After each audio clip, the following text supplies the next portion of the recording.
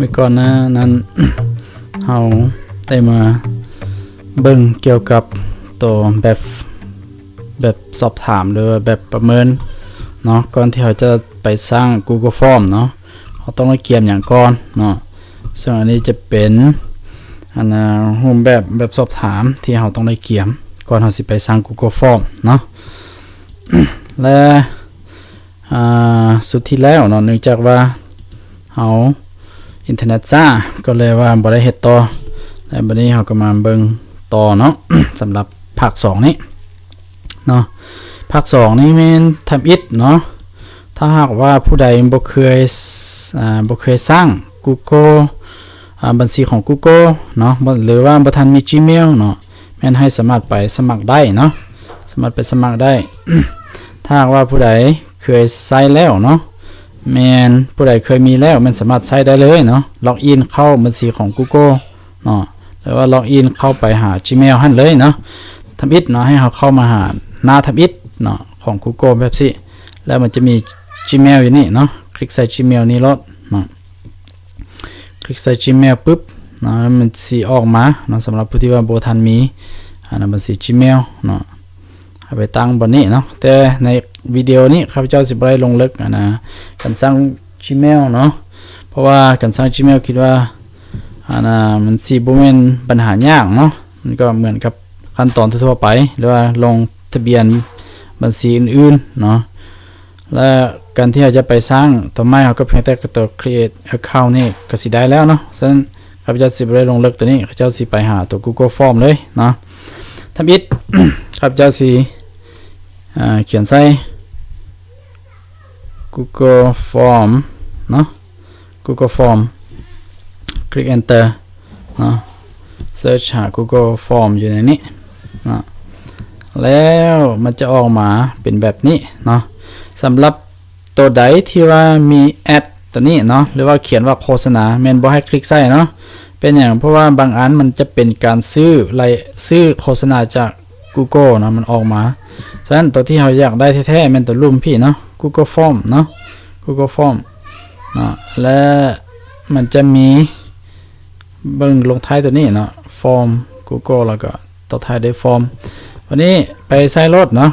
form.google.com เนาะมาตัวนี้ถ้าเบอร์เดียวเนาะอินเทอร์เน็ตซ่าคอมก็คอมเก่าคอมแก้ได้เนาะเฮ็ดเวียกก็ซักซ่าเนาะค่อยเป็นค่อยไปนะถ้าว่าเป็นคอมไม่ได้มันก็สิไว้บวกกับอินเทอร์เน็ตที่สุดแสนไวของพวกเฮาก็ค่อยๆไปเนาะนี่เนาะทำอิฐที่ว่าถ้าว่าหลังจากที่เฮาล็อกอินเข้าไปบัญชี Google แล้วเฮาเข้าไปลิงก์ตัวนั้นมันจะเข้ามาหาเลยเนาะเข้ามาหาบอนที่ว่าสร้างฟอร์มของเฮาเนาะถ้าหากว่าผู้ใดที่ว่าออกใหม่ๆมันจะบ่เห็นมันจะมาบ่ฮอดขั้นตอนนี้เนาะจะมาบ่ฮอดขั้นตอนนี้แต่ว่าตัวนี้ถ้าหากว่าเฮาเคย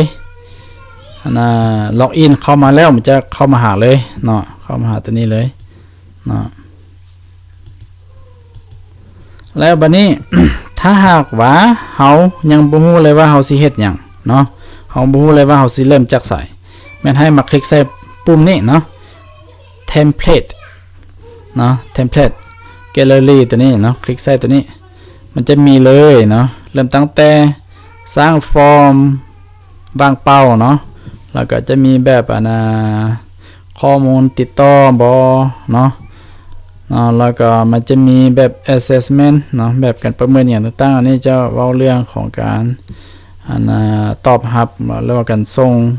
ความคิดความเห็นกลับไปเนาะสำหรับการจัดงานอย่างต่างๆเนาะจะมีแบบ4เนาะอันนี้จะเป็นฟอร์มของมันแล้วมันมีหลายเนาะมีหลายฉะนั้นเราลองเลือกเบิ่งว่าเรามักแบบใดถ้าหากว่าฟอร์มพวกนี้ยังบ่ทันถูกใจเฮาหรือว่าเฮาอยากสร้างฟอร์มใหม่แม่นคลิกใส่ตัว blank เนาะตัว blank ตัวนี้เลยและค่อยเองเนาะค่อยก็มักไปใส่ตัว blank นี้เช่นกันเนาะเฮาจะสร้างใหม่หมดทุกอย่างเนาะเฮากำหนดเองทุกอย่างคลิกใส่ blank เนาะแล้วมันจะเปิดขึ้นมารอท่าจังน้อยเด้มันซ่า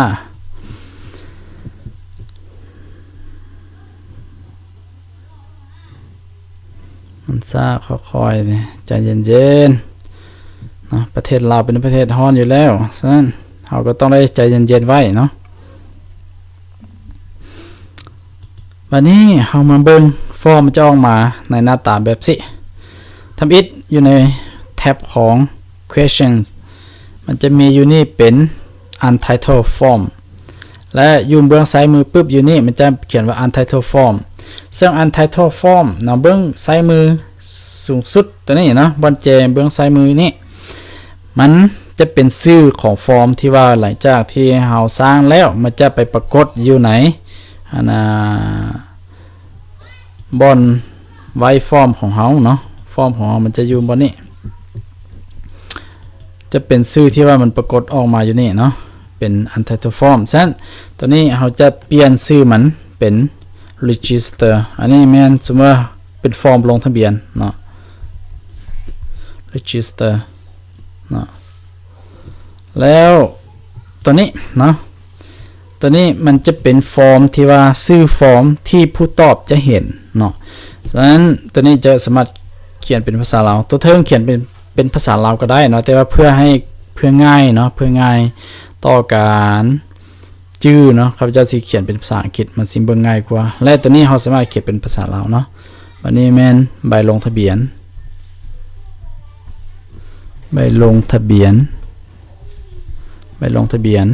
สำหรับการฝึกงม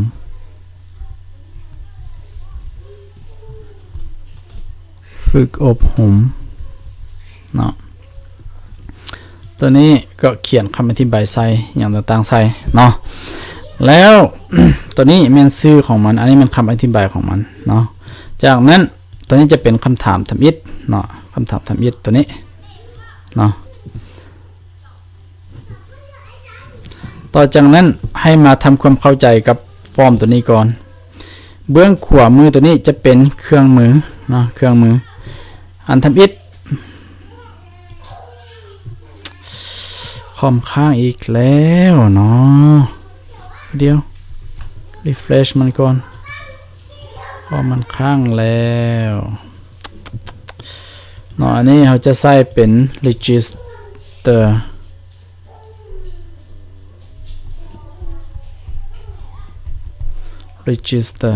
เนาะอันนี้เราจะใส่เป็นใบลงทะเบียนเนาะสำหรับการฝึ